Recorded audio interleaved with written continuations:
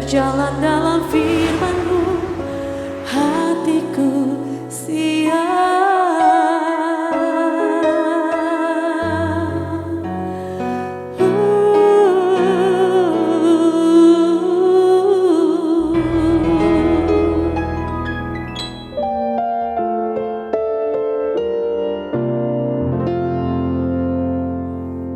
Salam, God lover yang dikasihi oleh Tuhan Yesus. Apa kabar? Kiranya semua dalam keadaan bahagia, diberkati Tuhan, dalam keadaan sehat, bersukacita, berkumpul bersama keluarga semuanya. Saudara-saudara yang dikasihi oleh Tuhan, setelah sepanjang hari ini kita beraktivitas, mungkin kita mengalami situasi yang membuat kita menjadi tertekan, menjadi capek, tidak hanya secara fisik tetapi secara pikiran, secara mental kita menjadi capek.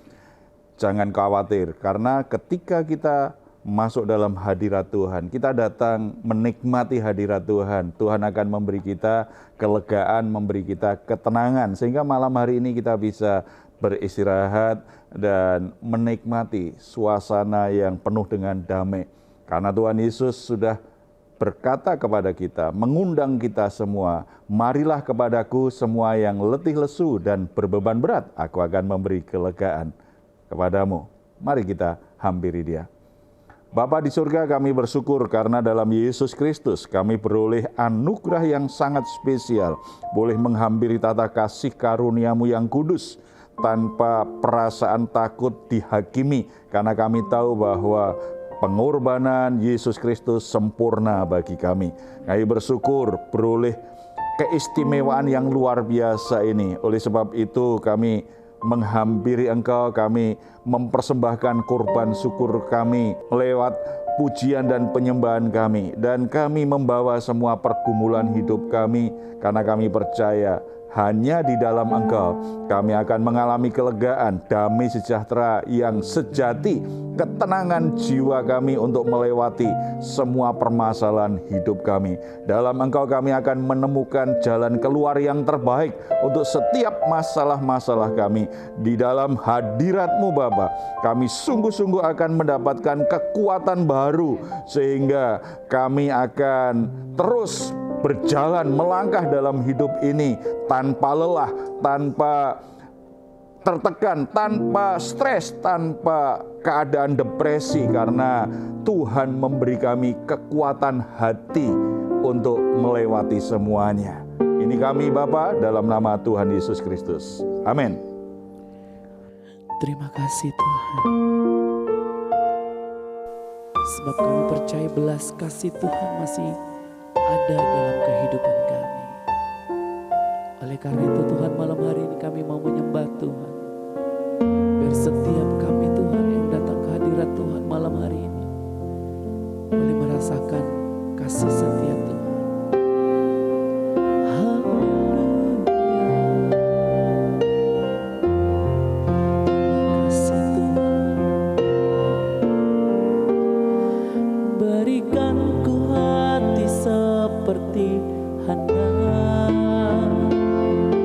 Yang bertahan di dalam air mata,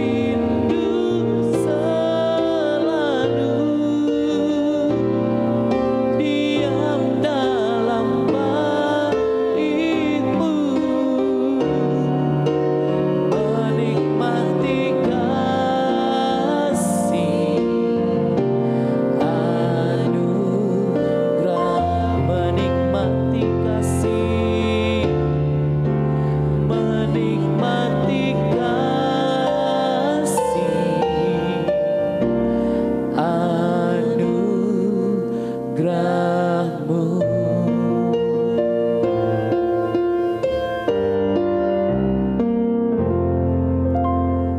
Puji Tuhan, saudara-saudara, dalam anugerahnya kita diterima oleh Tuhan apa adanya, tidak dibuat-buat. Siapapun kita, bagaimanapun latar belakang kita, Tuhan bisa menerima kita. Tetapi bukan berarti ada sebuah pembenaran bahwa ketika kita sengaja bersikap yang tidak benar, Tuhan juga menerima begitu saja. Tidak, Tuhan pasti akan meluruskan, Tuhan pasti akan membetulkan kita supaya jalan kita tetap benar.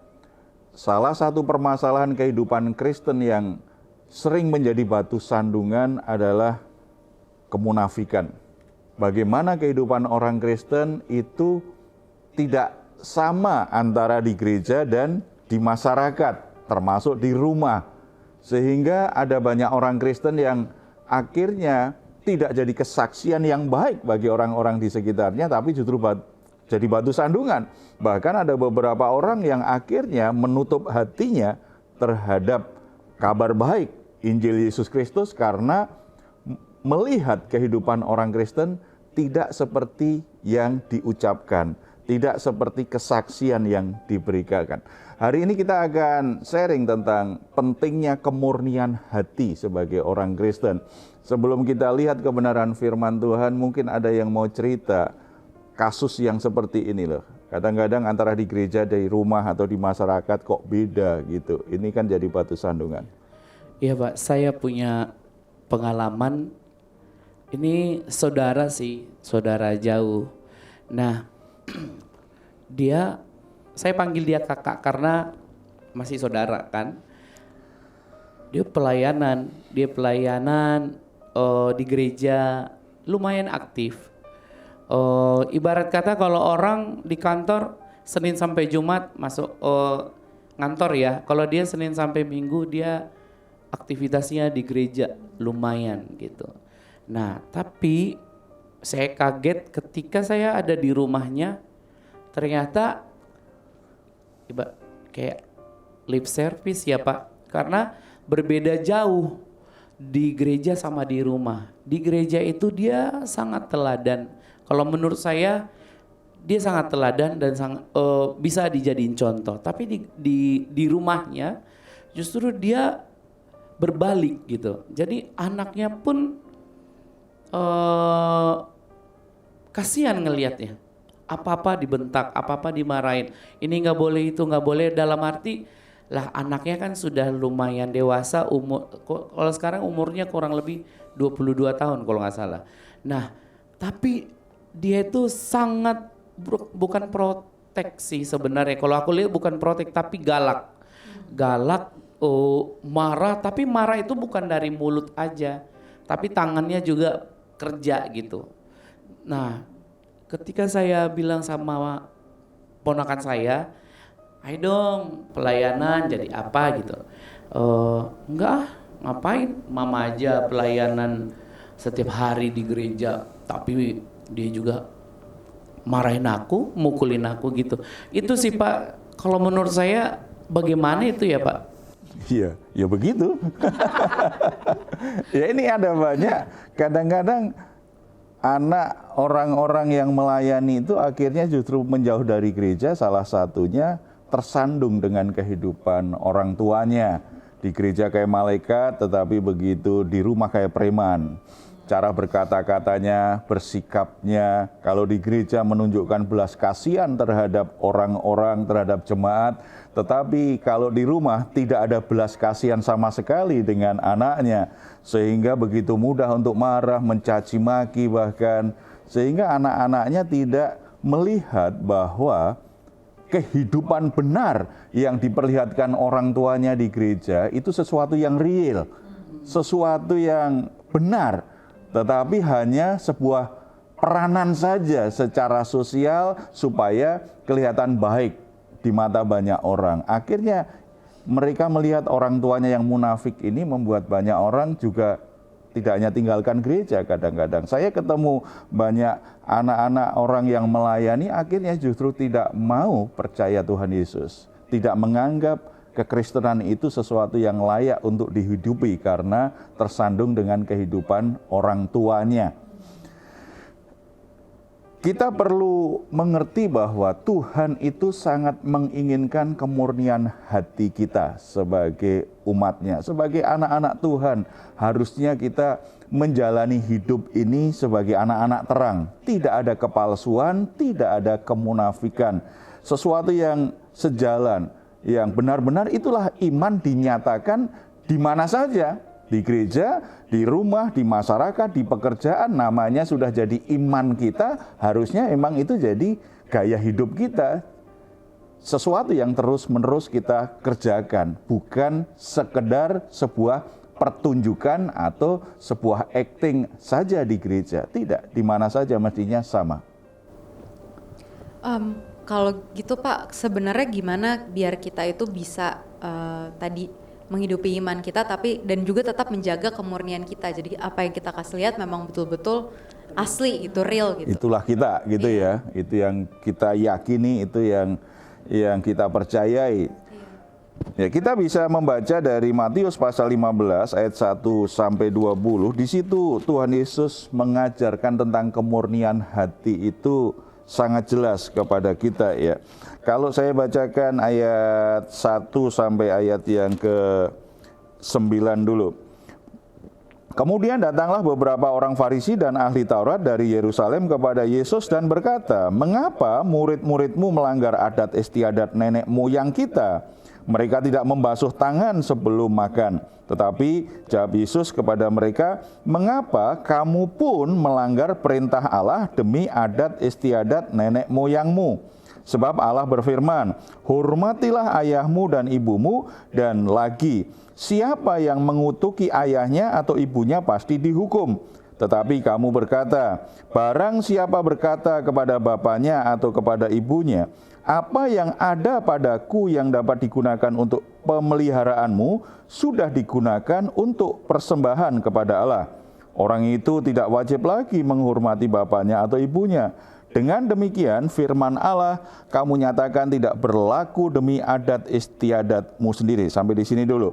Ini berarti kemurnian hati tidak mungkin bisa ada di hati kita kalau dalam hidup kita tidak ada keselarasan antara hubungan kita dengan Allah dan dengan sesama. Harusnya ada keselarasan antara Allah dan sesama. Orang-orang di masa itu rajin melakukan tradisi-tradisi agama. Mereka orang-orang yang sangat taat sekali mempraktekkan hukum agama sedemikian rupa, tetapi ternyata mereka menjadi orang yang tidak terlalu peduli dengan orang terdekatnya. Bahkan alasannya, uangku sudah aku berikan sebagai persembahan di rumah Tuhan, jadi aku boleh dong tidak bertanggung jawab ngurus ayah ibuku. Padahal sebenarnya menghindar tanggung jawab. Secara sosial saja, ketika orang tua itu sudah mulai tambah lemah, siapa yang harus urus? Kan anak-anaknya. Ada perintah Tuhan memang, hormatilah ayah ibumu. Tetapi mereka batalkan karena ada tradisi. Kalau uangmu kamu persembahkan di bait Allah, sudah tanggung jawabmu bisa dikurangi. Akhirnya mereka berikan uangnya di rumah Tuhan, setelah itu mereka lepas tangan. Orang tuanya biar orang lain saja yang mengurus. Mestinya kalau kita memberi persembahan, kan kita mencintai Tuhan. Memberi persembahan karena kita taat sama Tuhan. Kalau kita mencintai Tuhan, kita taat sama Tuhan, itu membuat kita semakin mengasihi orang-orang di sekitar kita. Bukankah firman Tuhan juga berkata, kamu penipu, kamu bohong, kalau kamu berkata mengasihi Allah, tetapi kamu membenci saudaramu. Bagaimana mungkin kamu bisa mengasihi Allah yang tidak kelihatan, sementara orang yang kelihatan saja kamu membencinya? Dengan kata lain, orang yang munafik, yang tidak memiliki kemurnian hati itu, dia berkata mengasihi Allah, tetapi dia tidak peduli dengan sesama. Dia berkata sangat mengasihi manusia, mengasihi sesama, tapi dia tidak peduli dengan Allah. Harusnya Kalau kita ingin memiliki kemurnian hati, miliki kehidupan yang selaras antara mengasihi Allah yang tidak kelihatan dan mengasihi sesama yang kelihatan. Dan sesama yang paling dekat dengan kita siapa? Pasti satu keluarga, satu rumah. Sangat tidak benar kalau orang berkata, saya mengasihi Tuhan setiap hari waktunya ke gereja tetapi tidak ngurus rumah tangganya. Sangat tidak benar kalau dia mengasihi Tuhan, rajin pelayanan di gereja, tetapi ternyata begitu pulang ke rumah hanya bawaannya marah-marah saja, mencaci maki anak-anaknya. Tidak murni hatinya. Orang yang murni hatinya itu di mana saja sama. Dan kasih kita kepada sesama itu kan kekuatannya karena kita mengasihi Allah. Kalau kita mengasihi Allah, kita semakin dilimpahi, diisi hati kita dengan kasih Allah. Kita semakin kuat untuk mengasihi orang lain yang walaupun itu kadang-kadang menjengkelkan, kadang-kadang membuat kita repot, kadang-kadang membuat kita memang harus berkorban ya. Korban uang, korban perasaan, banyak yang harus kita korbankan. Tetapi semakin hubungan kita dengan Allah semakin dekat, kita semakin sanggup untuk melakukannya. Dan yang kedua, ayat 7 sampai 10. Hai orang-orang munafik, benarlah nubuat Yesaya tentang kamu. Bangsa ini memuliakan aku dengan bibirnya, padahal hatinya jauh daripadaku. Percuma mereka beribadah kepadaku, sedangkan ajaran yang mereka ajarkan ialah perintah manusia. Untuk memiliki kemurnian hati, kita harus memiliki keselarasan antara hati dan mulut. Orang kadang-kadang memuji Tuhan luar biasa sekali. Orang memuji Tuhan kelihatannya sangat rohani sekali. Ketika memuji Tuhan kelihatannya dia sudah di surga.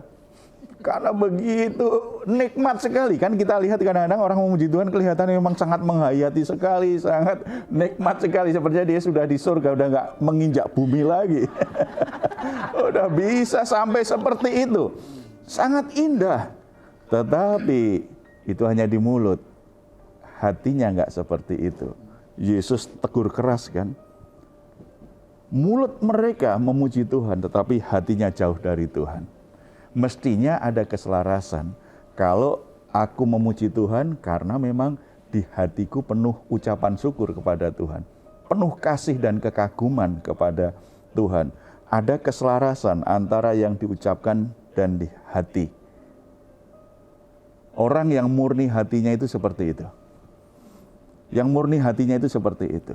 Makanya setelah membahas tentang dua hal tadi, Yesus kemudian kalau kita perhatikan ayat yang ke-11 sampai 20, kita lihat Yesus kemudian menegur keras kemunafikan orang Farisi dan ahli Taurat itu. Ayat 11.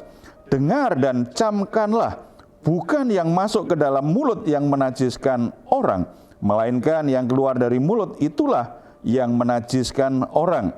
Kemudian ayat 18. Tetapi apa yang keluar dari mulut berasal dari hati, dan itulah yang menajiskan orang. Karena dari hati timbul segala pikiran jahat, pembunuhan, perzinahan, percabulan, pencurian, sumpah palsu, dan hujat. Itulah yang menajiskan orang.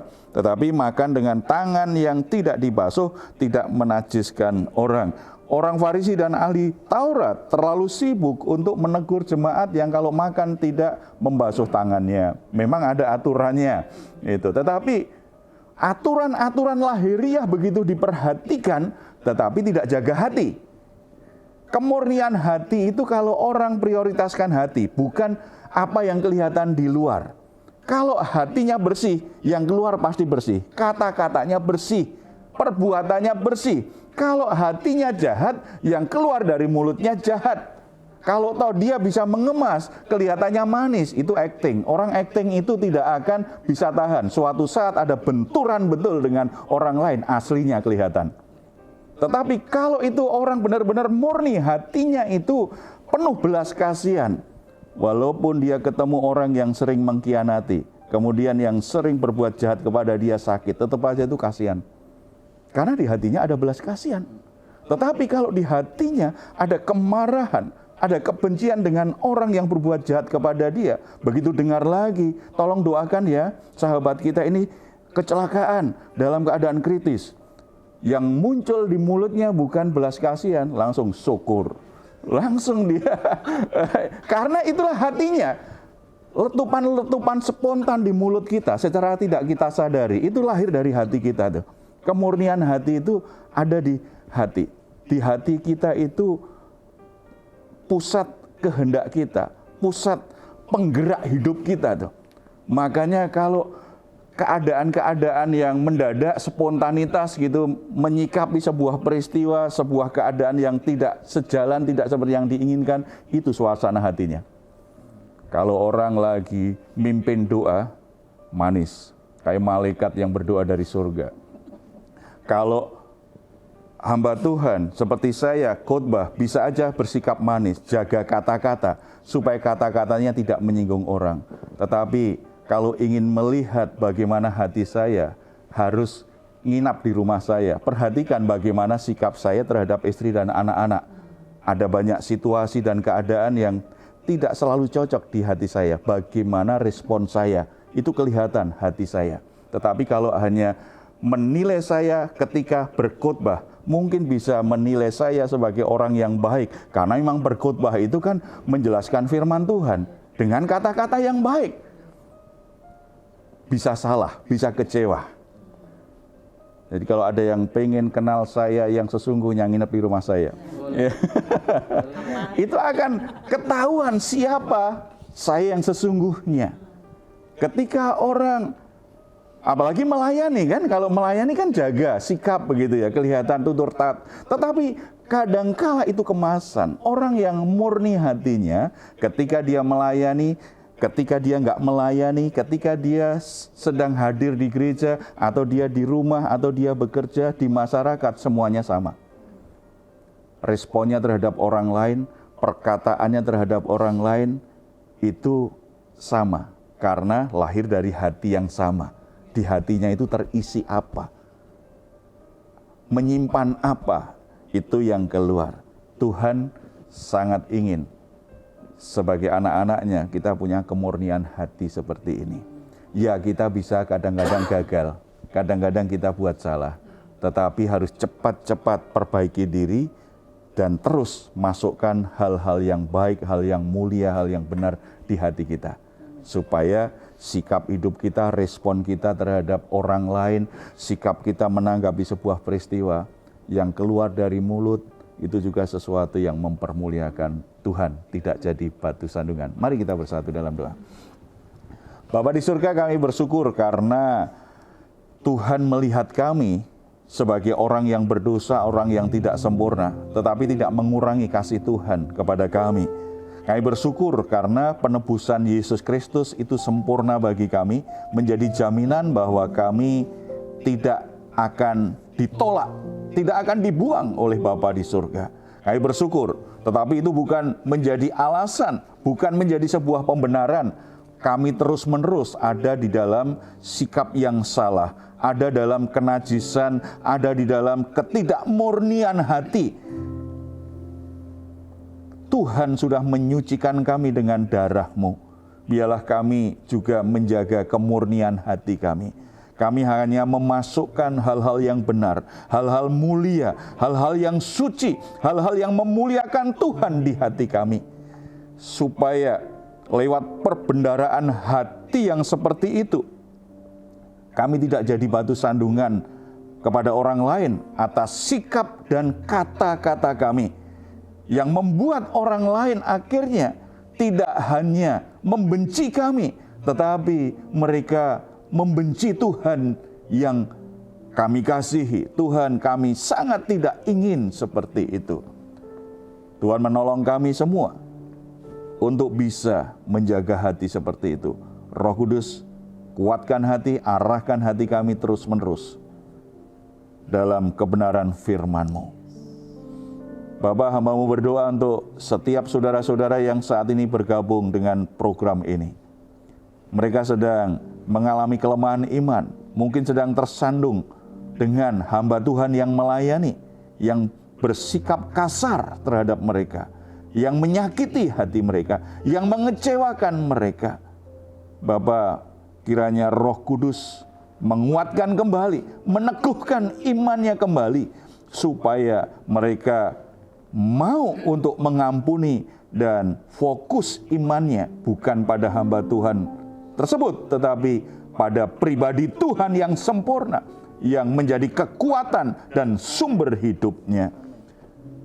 Hamba-Mu berdoa untuk saudara-saudara yang selama ini akhirnya bahkan meninggalkan gereja karena tersandung dengan orang-orang yang melayani, tersandung dengan orang-orang Kristen yang lain atas kemunafikan mereka.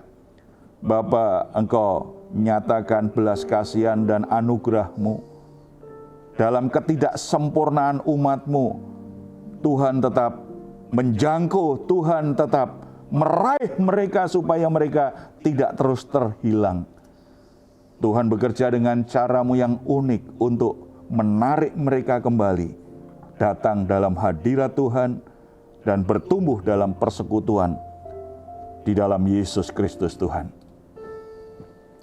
Kami juga berdoa untuk saudara-saudara yang sedang dalam kelemahan tubuh, yang sedang dalam keadaan sakit. Mereka membutuhkan belas kasihan-Mu Bapa.